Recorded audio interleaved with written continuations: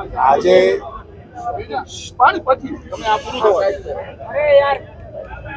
છેલ્લી સ્થિતિ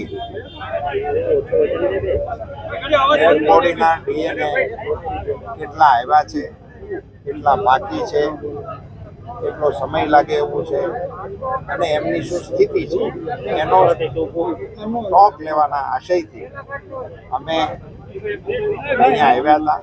અમે એના સંબંધિત અધિકારીઓ સાથે એની ચર્ચા કરી છે.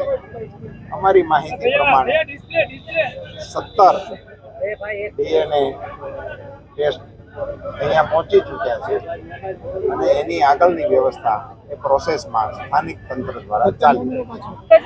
લેટેસ્ટ આંકડો શું છે? કેટલા રિપોર્ટ આવ્યા છે? મૃતદેહો કેટલા સોંપાયા છે અને ક્યાં કેટલી પ્રક્રિયા ગાંધીનગર ખાતે થઈ રહી છે એનો કોઈ આંકડો? 27 બોડી સ્થળ ઉપરથી આપણને મળેલા છે. થોડાક છૂટા અંગ ઉપાંગો સાથેની પણ એક ત્યાંથી આપણને મળેલી છે. 27 આપણે ત્યાં પહોંચાડી દીધા છે. એમના વાલીઓના પણ ડીએનએ ઉપલબ્ધ હતા, એના બધાના પહોંચાડી દીધા છે. એ પૈકી 17નું મેચિંગ પણ થઈ ગયું. અત્યારની સ્થિતિએ 10નું મેચિંગ બાકી છે, જેની અવેટ કરી રહ્યા. ગેમ ઝોનનું સ્ટ્રક્ચર નબળું હતું છતાં પણ 4 વર્ષથી આ ધમધમતું હતું. આ કેટલું વ્યાજબી સાહેબ? આજે કેટલાના પરિવારોના માળા વિખાઈ ગયા? એ આપનો પ્રશ્ન બૃહદ રીતે ચર્ચાઈ ચૂક્યો છે અને એ કોઈ વ્યાજબી હતું એમ હું કહું કે અન્ય કોઈ કહેતોય પણ એની વ્યાજબીતા ક્યારેય સિદ્ધ થવાની નથી. એ નતું જ વ્યાજબી. એટલા માટે જ મુખ્યમંત્રીશ્રીએ સીટની રચના કરી. સર, લોકોમાં એવી નારાજગી જોવા મળે છે કે 54 કલાક વીતી ગયા પછી તમે આવ્યા છો. કાલે બહુ વિરોધ હતો કે લોકસભાની જે મતદાન હતું તે પહેલા તમે ઠેકાણે સભા યોજતા હતા. 54 કલાક વીતી ગયા પછી કેમ આવ્યા? હું અહીંયા બીજે જ દિવસે સવારે 8 વાગ્યાનો અહીંયા આ સ્થળે હું નહોતો આવ્યો. એટલી વાત તમારી સાચી છે. એનું કારણ પણ આ બધી પ્રવૃત્તિ કરવાથી હું એવું માનું છું, મારો પોતાનો એવો મત છે કે જે પ્રક્રિયાઓ ચાલી રહી છે એને થોડું ઘણું વ્યવધાન થાય છે ટેકો થવાની ઘડી. હું અહીંયા જ હતો, હું તંત્ર સાથે સંકળાયેલો હતો, તંત્ર સાથે કોર્ડિનેટ કરતો હતો.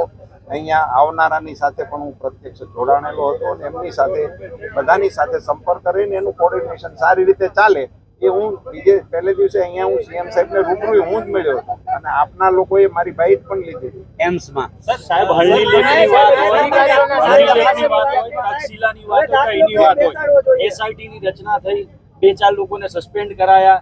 એનાથી આગળ આ વખતે કંઈક નવું થશે કે આ દુર્ઘટનામાં પણ કંઈ નવું નહીં થાય?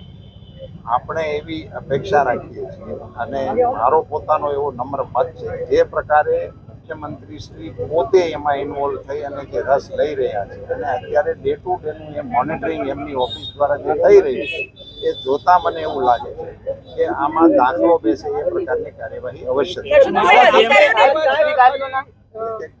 માત્ર સસ્પેન્ડ કરવા જ એ ખાલી આનું હું સસ્પેન્શનને તો કાર્યવાહીનો ભાગ ગણું છું, એને કાર્યવાહીનું પરિણામ નથી માનતું. નવા નિયમો ક્યારે બનશે?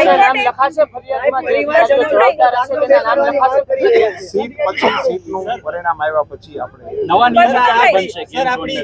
ગેમ ઝોનને લઈને નવા નિયમો ક્યારે બનશે? એ પ્રશ્ન આપણો એવો છે કે સમજો સીટ વાળા ભલામણ કરશે, સરકાર પણ ક્યાંકથી એના અંગેના રિસોર્સમાંથી પોતાની માહિતી લેશે અને એ પરામર્શ કરીને એ થોડીક લાંબા સમય કમનસીબી કહી શકાય. આપણે વિશ્વગુરુ બનવાની વાત કરી, એમ્સ રાજકોટમાં છે, છતાંય ડીએનએ રિપોર્ટ માટે ગાંધીનગર જાય 54 કલાક થાય, હજી કેટલાય સ્વજનોને કઈ હતા પતા. અહીંયા કોઈ યોગ્ય જવાબ નથી આપતા. મંડપ આજે આવ્યા છે સર, આ સ્વજનોની શું હાલત છે? ચૂંટણી સમયે 2-4 પેજ પ્રમુખ બેઠા હોય છે બધી જગ્યાએ. અહીંયા સર એવી વ્યવસ્થા હોવી જોઈએ. લોકોમાં ખૂબ આક્રોશ.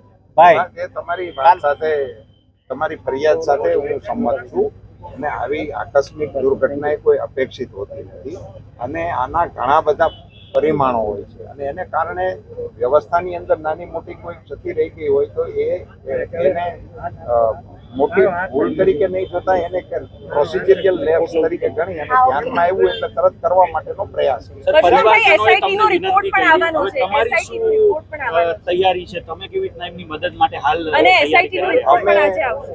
આ લોકોના વિનંતીને કારણે તો અવશ્ય અમે એમની લાગણીઓ જ્યાં પહોંચાડવાની છે ત્યાં જરૂર પહોંચાડીશું.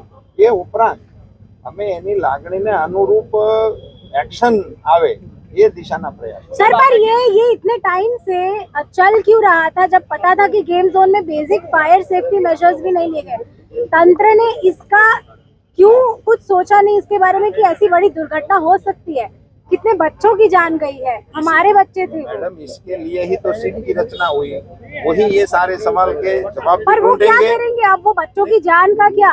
नहीं, वो तो उसके लिए जिनको दोषी माना जाएगा उसके खिलाफ एक्शन लिया जाएगा। क्या एक्शन लिया जाएगा? वो आपको आप भी तो रिस्पॉन्सिबल है बताने के लिए। नहीं, एज अर्ली एज पॉसिबल એને આપણે મંગાઈશું, એને તો ટાઈમ બાઉન્ડ જ કહ્યું। When can we expect? એના ઉપરના બીજા કોઈ કાર્યવાહી થશે? આપે કીધું કે આ માત્ર કાર્યવાહીનો એક ભાગ છે, બિલકુલ પણ હજી સસ્પેન્ડ થવાની બીજી કોઈ પ્રક્રિયા હાથ ધરાશે કે કેમ? બિલકુલ બિલકુલ થશે। સર, હાઈકોર્ટે